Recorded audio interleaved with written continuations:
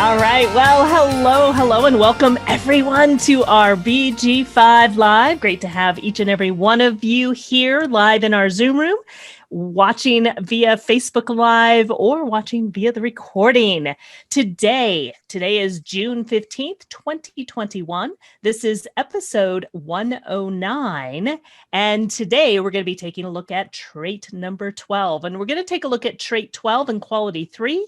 We're going to take a look at cautious self-analysis. So what we're going to take a look at today is cautious self-analysis. So before we get started, let's say hello to our panel. Linda is on vacation, so she has the day off, and we are lucky to be joined by Tuck Self. So Tuck, hello, and welcome. Great to have you here. Well, thank you so very much. I think it is absolutely perfectly in alignment and appropriate that I see cautious self-analysis and that my last name is Self. There we go. You were supposed to be here. Happy to be here. Yes, thank you. Thank you so much, Tuck. And Natalie. Hey, Natalie, welcome. Hi, yeah, happy to be here. Great.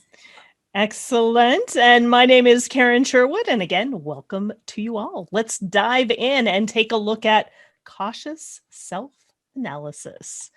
So again, just catching up to where we are at. What's very interesting that Natalie and I were talking about this last week. One of the things that we noticed, we had the solar eclipse, and we also moved back into truth and transformation. Truth and transformation has returned to inner truth.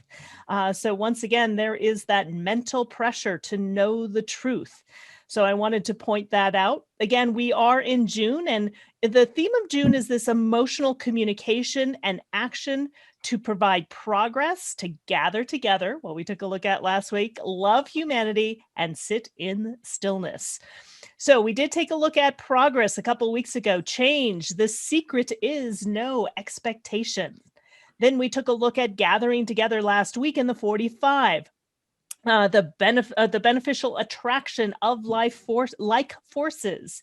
And today we are taking a look at caution, releasing awareness in the proper spirit.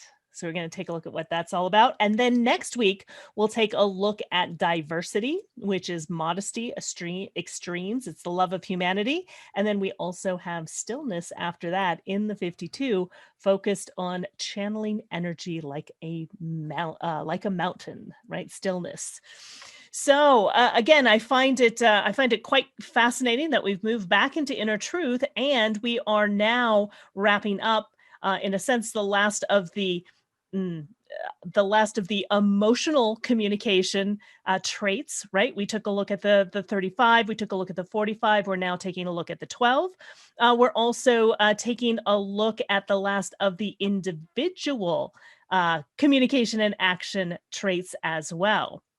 You'll see it then moves into diversity, which of course is part of self, and it moves into stillness, which once again is pressure. So just kind of an interesting dynamic as we move into the summer solstice. The summer solstice is I believe, this Sunday on the 20th. So celebrating the summer. It's very hot here, and our air conditioning's not working, so it's a bit warm. So yeah, move from cold. Basically, we moved right from cold and winter, boom, now it's very, very hot, right into summer. All right, so let's take a look at what this caution is all about. So the trait 12 of caution, this is the quality of restraint and the importance of meditation and inaction in confronting temptation. Now, the life work theme is also of Eden, right? It's of experience. What's on the other side, if you take a look at it in the wheel, the other side of the 12 is the 11, which is ideas. So it's very, so it's connected into this inaction in confronting temptation. This is the power of cultural mutation. And the power of cultural mutation is the mystery of standstill. And this is releasing awareness in the proper spirit. So it's doing things when you're in the mood. And when you're not in the mood, that may not be the proper spirit in which to release awareness. It is the voice of caution, and it's the voice of caution in social situations until the right timing presents itself. So it is all about timing. And it's keeping silent until your mood tells you that you really do have something to say, as well as, because it's individual, as well as a unique way of saying it as well. And one of the things with the 12, especially if you have the 12 in your design, the tone of your voice, speaks louder than your choice of words. So this is trait 12 of caution. Now, both myself and Tuck have this as part of our design. I would love to hear from Tuck, because Tuck, this is part of your grounding in your and part of your life work as well. So I would love to hear what you see, what you experience. You also have that particular strength of socialness. This is the 2212 of socialness. So this 12, this is part of how you express yourself. This is also part of what makes you an express builder as well. So I would love to hear your experience and your perspective of having the 12 of caution in your grounding and balance. Oh, of course. I was waiting for you to say the social or not. Today I am the I am. It's interesting. I'd written 3 things down to share that are what I consider beautiful examples of how this particular trait shows up. I worked at a health club years ago as a personal trainer, and I would keep the front desk. And a really good friend of mine, she's actually still my friend, she came in one day and she said, you know what?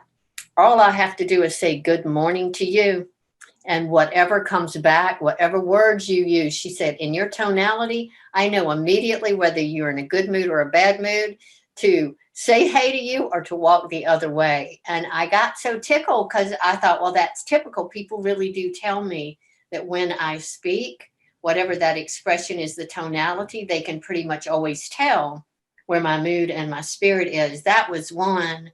The other was more around the caution piece, in that it's red, so it's unconscious in me, the 12 is. However, when I was asked to be a part of the wellness previews at Niken, when I used to be in that network marketing company, we would do presentations and people would say, are you ready? Are you ready? Are you ready? And something in me, Karen, it literally was, the mood wasn't there. The social readiness wasn't there.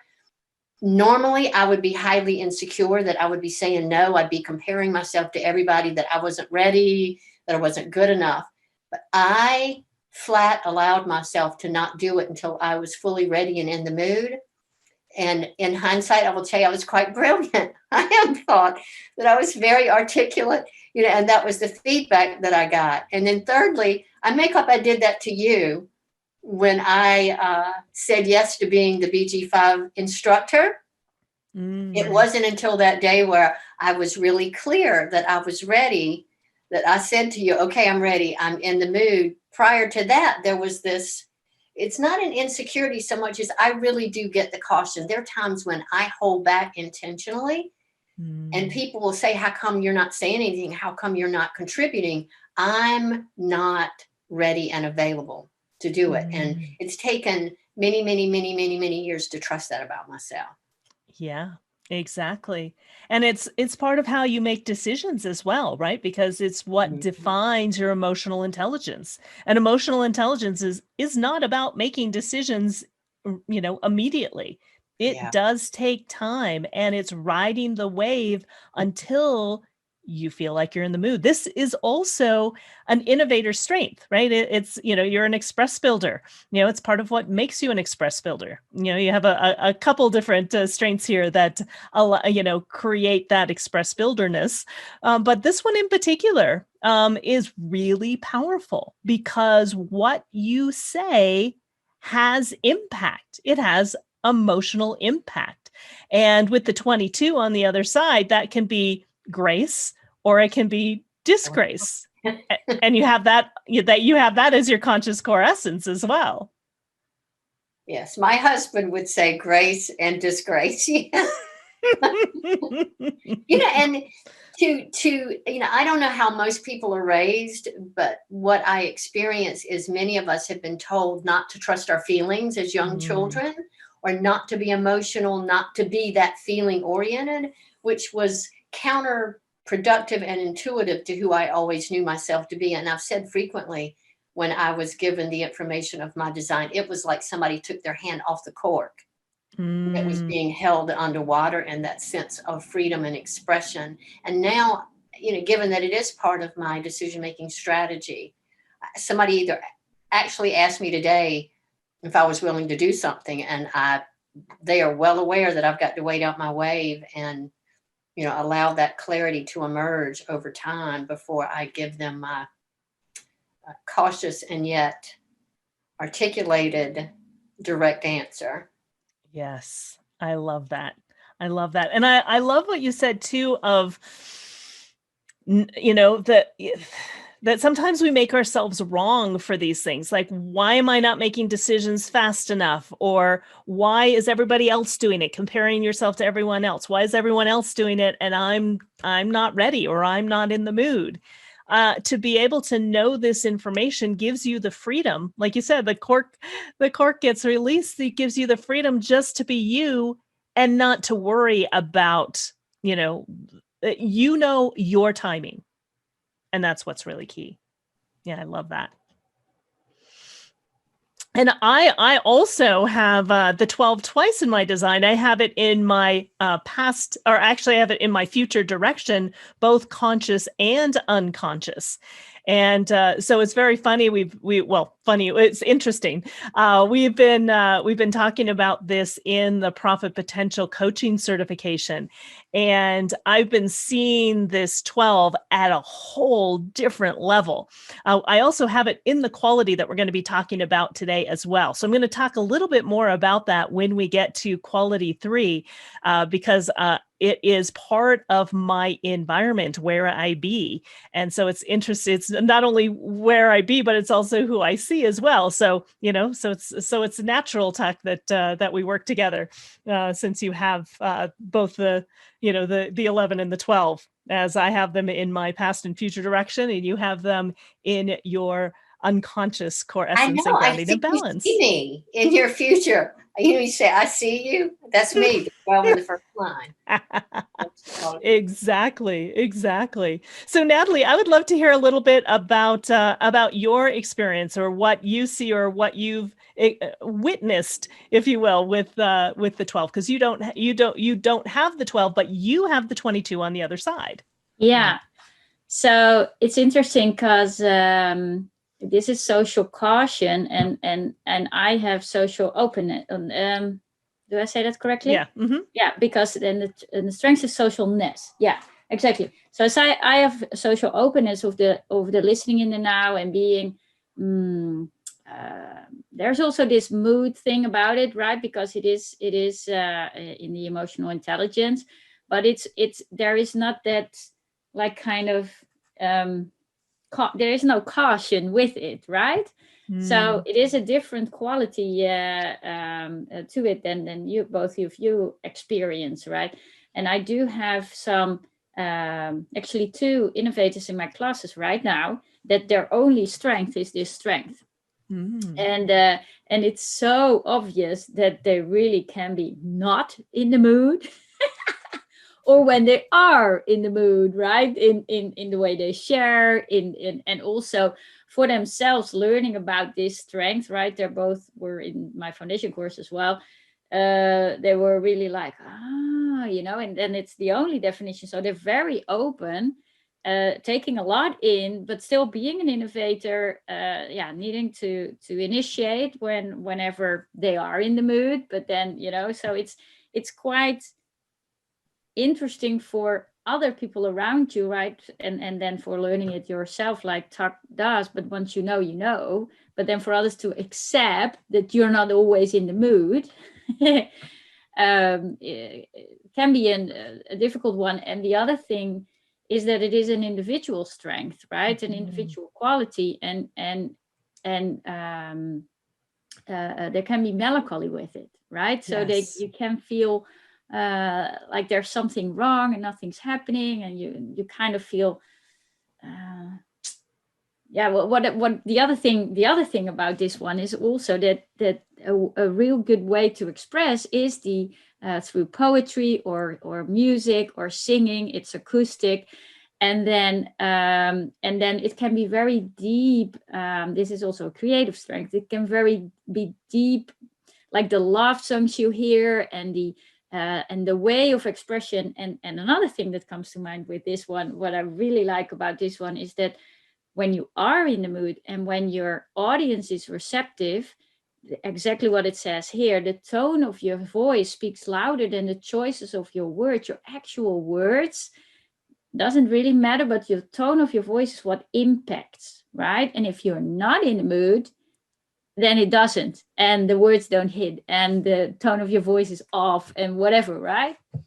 So it's a beautiful strength, and also in the whole individual circuitry, which is all about empowerment and just being uniquely yourself and not really bothered with others, right? It's very personal. This is where the whole individual circuitry connects with others, right? This is the only real social aspect of the individual circuitry. So it's it's a fascinating one. Yeah, it's very powerful. And a trait 12 also is connected to the dropping of the larynx, which actually created and gave us the ability to create language, to tell stories, to be able to speak to each other, right? That happened in a sense with this 12. It's part of what the 12 represents. And so it is, in a sense, also speaking our wisdom and our knowledge, which then can impact. It is an innovator strength, or an express builder strength. It can impact others. It can also, if things are not going right, you can impact people in a positive way. You can also impact people in a not so good way as well. That goes along with the grace or disgrace on the other side. So it's really being cautious to communicate when you are in the mood to have the correct type of impact that you can have on the world, on society, on who you speak with. And oftentimes, again, with the tone of your voice speaking louder than your choice of words, oftentimes this is a voice that really speaks to the collective and can connect to and mutate the collective as well. Yeah, just like Natalie was saying. Beautiful. Do we have anyone who has the 12 as well? They're not reacting, so I don't know. They're not in the mood. not for now. Socially cautious, not in the mood. I love it. All right, well, let's go to quality 3, because I want to talk a little bit more about quality 3, because it is something that I do have in my own design. In quality 3, and I put this little picture here of this little guy here for a reason. So I'll tell you that in just a moment. So again, we have trait 12 of caution. The quality 3 is of confession. And whenever we see quality 3, this is the pioneer. This is learning through trial and error. And this is the process of self-analysis. So the elevation is the expression of inadequacies in social interaction that leads to self-analysis and caution, the recognition of inadequacies, and the purging of unjustified vanities. Now, the challenge is inadequacies in social interaction that leads to the expression of self-hatred, the perverse and often exaggerated self-hatred. So the reason I put this little picture here, I remember when I was very young, and this was one of my toys. And this toy, you'll notice that it has a painted on smile and eyebrows. So it actually was a frowny face, and I could not have that. And so I made my dad paint this smiley face onto this little person. So the reason I tell this story is because I think it's like the story of my life. Part of the environment that I am in, it's my unconscious future direction, and part of the environment that I'm in, and it's so funny because now I'm recognizing it everywhere because it's my future direction. It's currently where I'm at. Is I am in an environment where people are, self-analysis, right? We take a look at the classes. What are we talking about? We're analyzing ourselves. We're looking at ourselves through the lens of BG5. We take a look at. I've had several conversations with people recently where they're beating up on themselves, right? They have this sort of exaggerated self-hatred, like, oh, I'm just not good enough. I don't know that that's going to work. I don't know. And and it feels like it's my job to to change it from the smiley face to the happy face.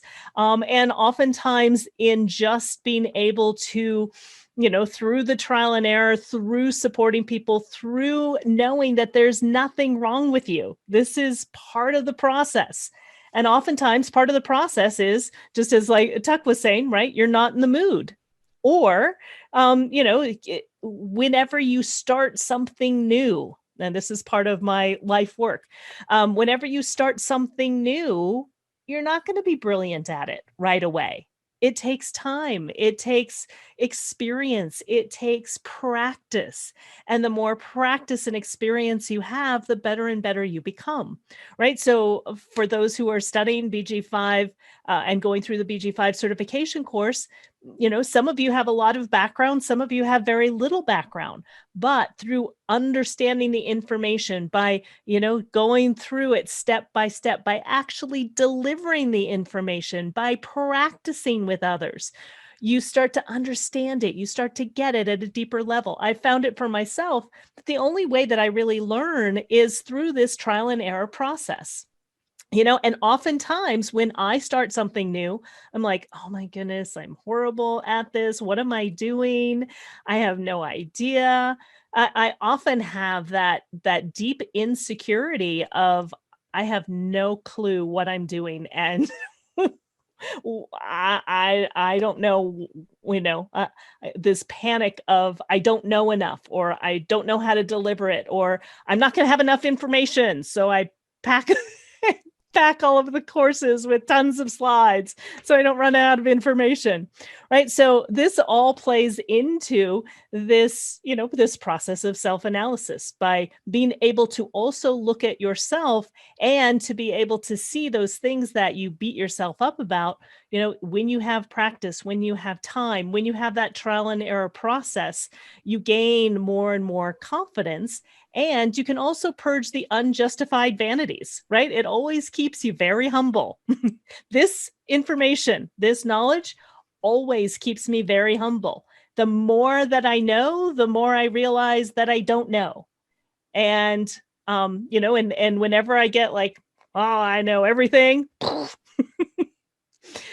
then not so much, right? So again, it's that purging of unjustified vanities that really, in a sense, has you be very humbled at, okay, there's still more to learn. I mean, that's what it is to be human. That's what we do, is we learn through trial and error. And, sometimes we're good. Sometimes, we make mistakes. And, one of the things we're talking about in the Profit Potential Coaching certification is your mess is your message. So it's owning and loving the mess, the good, the bad, the ugly, and everything in between. So that's my experience of this 12 of caution and this quality 3 of confession. I would love to hear from Tuck or Natalie if there's anything that you would like to add, or anything that you've witnessed, or anything that you also see in this quality 3 of confession. It's really, really, really, really, did I say really interesting that there is a video that's been out for the past couple of days by a doctor called Gabor Mate, and it's about the trauma that we experience as children, meaning it's not good, it's not bad, it is what it is, and how we become aware of that. I have had 3 calls already today one an hour and a half, one an hour, 145 minutes, 3 different individuals. And I came and I thought, well, I probably need to look up the quality. I knew we were in the 12th trait. And it says analysis, right? Self-analysis, the recognition of inadequacies. Literally, my brother said, I said, "Hunt, what do you want from me today? I want you to listen to me. I want to talk. I want to see if I can identify what the trauma is so that I can release it."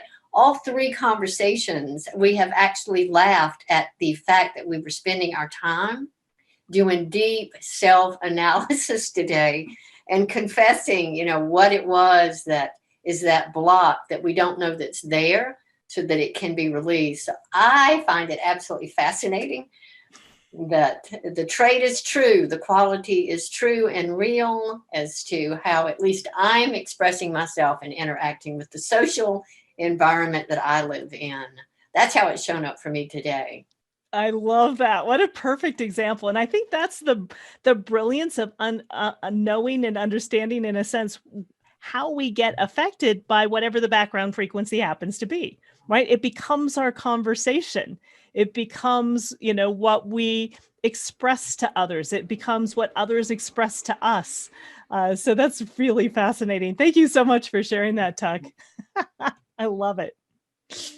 How about for you, Natalie?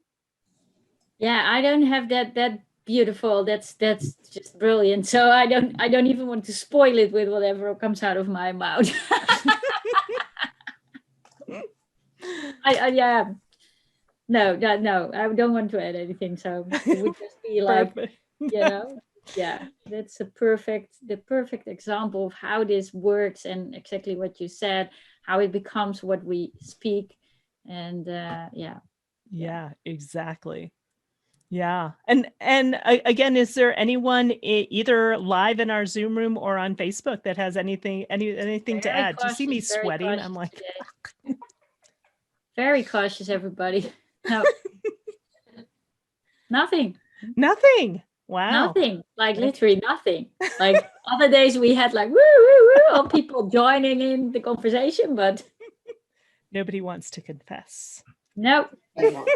Yes. I have one thing to say. This is a confession. People who know me today, I usually say to them, if you had known me 10, 20 years ago, I never talked and spoke up publicly in environments where people would make contributions and they'd pass the microphone around. I would never, I just was so cautious and afraid. And I was afraid if I had the microphone in my hand, that people were going to see it shake. I don't know if it's age. I'm not quite sure how it's worked, but over time, that confidence in when I am in the mood and when I do speak up, how clear and articulate I can be, because in my head, I don't feel that way. Like, I don't know that I'm making sense. I'm just letting spirit come forth and just share and simply sharing what's there. But for years, confessing on myself, I was too scared to speak and talk in groups and in public. And that's what I just said, okay, well, that might be my 12, and that insecurity and that caution to speak and not be understood. I have the same thing, Tuck. I mean, I can't tell you how many workshops I've been in, how many things that I've been in where, that they're asked you to come to the mic and speak. I was always, again, that caution, petrified that I would get to the mic and I would not know what to say like that. Exactly. I love it. Well, let's take a look at, we have, of course, our celebrities of Tuck and myself. And we have Courtney Cox. She's an actress, and the life work theme. I wanted to talk a little bit about the life work theme as well. The life work theme is experience. This is also called Eden when we take a look at it in human design terms. Articulate, yet opinionated. You take the loss of innocence to a level of an art form, the gift of expressing love and crisis in poetry and music. So, of course, anyone who is, an actor or an actress, has that expression through their art. And so she's an American actress, producer, and director, and she gained recognition for her starring role as Monica on the NBC sitcom Friends. She also has been in action fantasies, The Masters of the Universe, the Ace Ventura Pet Detective, animated comedy Barnyard, fantasy comedy Bedtime Stories, and independent drama Mothers and Daughters. And there's always there's always a little. You could see it when she was in Friends, always kind of this insecurity and, sort of this loss of innocence and, being articulate yet opinionated. And, throughout Friends, it was this expression of, love and crisis, right? That's what the show was all about. And so you could, see the waves that she wrote in expressing herself in the Friends sitcom as well, that lasted for quite a while. Yeah, it's interesting. Actually, she is an innovator, but the 12 and the 22, like in Tuck's life work, they often come together, but in a conscious and unconscious. But she doesn't have it, but she does have the 22, right? In her maturing energy. So that's fascinating. And yeah, she is. Like, I think Friends is all over the world, huh? We know it very well as well. Yes. So, and I think Jennifer Aniston is also an innovator as well. So I thought that was very interesting to have both Jennifer Aniston and I didn't realize that Courtney Cox was also an innovator as well. She has two of the innovator strengths. Yeah. Yeah, I was reading the website this morning where you guys, on the page where you keep the daily transit information. And there was a piece on there about the 12. Natalie, you spoke to this a little bit earlier, the performer, the musical, the poetry. When I looked at that, because I have said to myself all of these years, I am a closet performer. That's the first time I've seen, I don't know, it was the first time I'd seen that word with the 12 when I looked on the website today. But that desire for expression and performance and music, that's more in the tonality, even not so much even always coming out of my mouth, but acoustically with how I hear that movement and that expression. It's huge to me for the 12. Exactly. I can see, not knowing that Courtney had the 12, there's something in her expression and in her smile that I experience frequently, not only with 12s, but individuals that have the full strength. Yeah, exactly. Yeah, I have that too, Tuck, as well, right? With the 12 as part of my environment and who I see and where I be. I traveled in Up With People and performed. I now do every other month we do a makeover magic. And so it's my opportunity to network and perform, and so I love that piece as well. The BG5 lives and even teaching is sort of my stage as well. And then you have a performing cat. And I have a performing cat. Yes. Where's Marty today? No. She's on the floor. She's like, I'm too hot. Oh, that's the case now. Yeah, our air conditioning isn't working and it's really hot, and the air conditioning people can't get here till next Monday. So we're like, oh my fans. goodness! I had to turn off the fans because the fans are too loud, so I couldn't do that here. So wow, they are really busy then. Yes, it's very hot here. So, so Debbie also has the 12, apparently. I don't know if Debbie wants to speak or if we still have time for that. And then Lisa Snow is also saying, hilarious, a closet performer. Yeah, we call it the bathroom performer, right? Under the shower. I love it. My daughter is such a bathroom, such a shower performer. I love it. Debbie, are you in the mood? Would you like to Would you like to say anything or share anything about your experience in having the 12 unconsciously? You could just, I'm going to add you, but if you don't want to speak, that's okay, Debbie, but then we just got you on the other side if you want to, if you're in the mood. Actually, I saw that I sent the first message out to just the panelists, so all the attendees didn't see it. Logic. So yeah, then nobody reacts. Well, I have a question for you, Natalie. You have the 22 and not the 12, right? Yes. Have you felt over this period with that trait activated, like you have more emotional clarity than you normally? No, it's more an emotional mess. Is it? No, I've been riding waves in these last 3 days. Really, like in literally, yeah. Interesting. So it is on.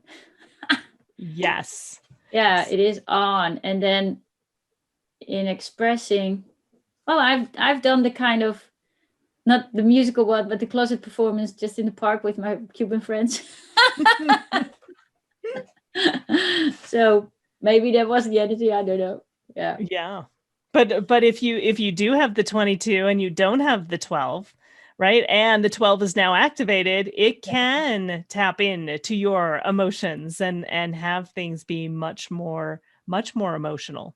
Yeah, absolutely. And it's in my communication, my 22 I see now, and then the other one. So I have it conscious. Is your emotional intelligence defined or undefined? No, you can see it on the screen. There you are. Okay. Oh, so it's on. Oh, really? It's not that bad. No, I have often said having mine defined, it is sometimes like I have a tsunami moving through my nervous system, and to be able to navigate that and express it has been a challenge as a 12/22. And if you are open and you are taking that in and you finally have this opportunity to express it, that I just go, wow, no wonder you just said what you said. Yeah, right? Yeah, exactly. Wow. Yeah. No, your design is beautiful, just like you. Thank you. Phew. I love it. All right. Well, think about if there's anyone else who wants to share. Again, if you want to follow us, follow along, see if you have the 12. If you don't have the 12, if you have the 22 on the other side, you can download your free personalized chart from the BG5 Business Institute. Just go to bg5businessinstitute.com. You can also, what Tuck was just mentioning, taking a look at the current trait. You can go to BG5 Live. You can just go to the home page, scroll down, you'll see BG5 Live. You can see what the current active trait is and follow along. And again, it's quite fascinating, just as Tuck was sharing, to listen to the conversations that are happening, feel what's going on for you if you're more emotional and you're like, what is going on? Why am I feeling so emotional? Or, what's going on? People are talking about, this confession. You can see what the trait of the day is. You can also see our past episodes in our free resource library as well. And again, as always, would love to invite you to check out our courses and programs. We do have new courses that are coming up in September, so you have plenty of time to check it out, and would love to have you join us.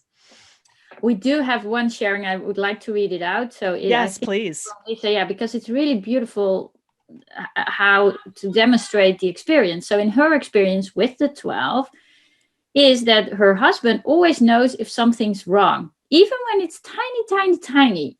And I ask how he knows, and he can't tell me. It's probably my voice. When I went to work, I'd walk in the door and say hi.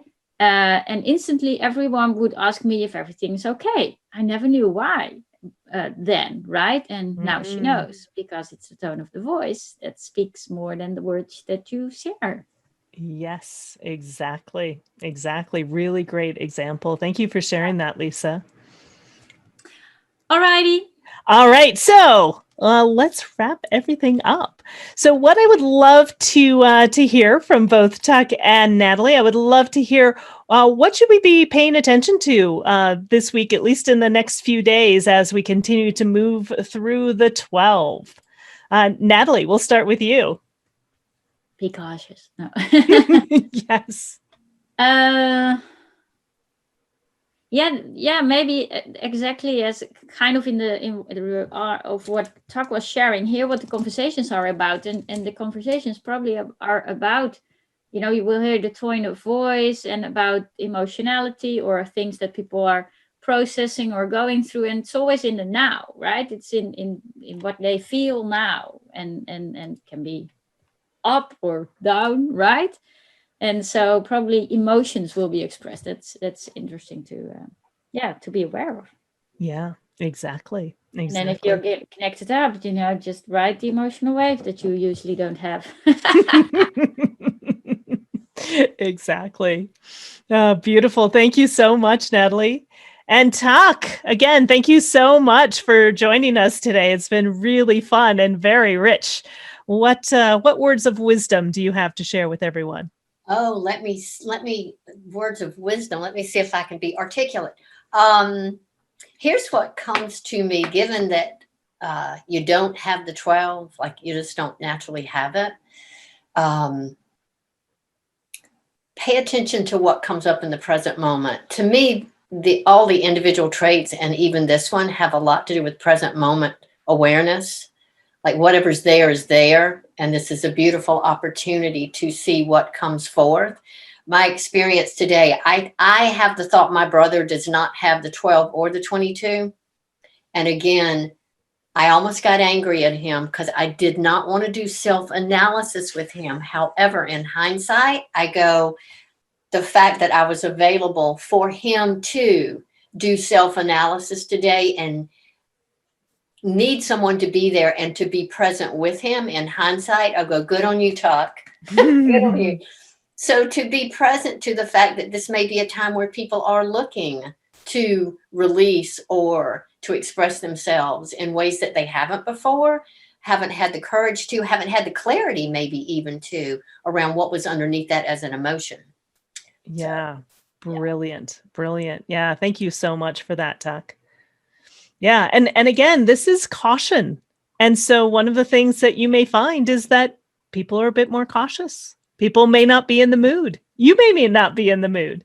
Or again, on the other side, you may be really taking a look at, and I love what Tuck said about, really being present to what is now, because the individual is about, what's happening in the now and being present to that. And, whether you're activated by emotions or whether you're not in the mood or whether you're melancholy and sad and you're not quite sure why, right? That too shall pass. So, just ride the wave of if that happens to be what is going on for you. And again, just notice what you're saying, what you're speaking, what others are saying, what others are speaking. And really only speak when you're in the mood, because that's when it's going to have the biggest impact. All right, everyone. It has been our absolute pleasure. Thank you, thank you, thank you. And once again, a huge shout out and thank you for Tuck for joining us. Really rich, very powerful. And we look forward to seeing you all next week. All right, everyone. Thanks, everyone. Bye-bye.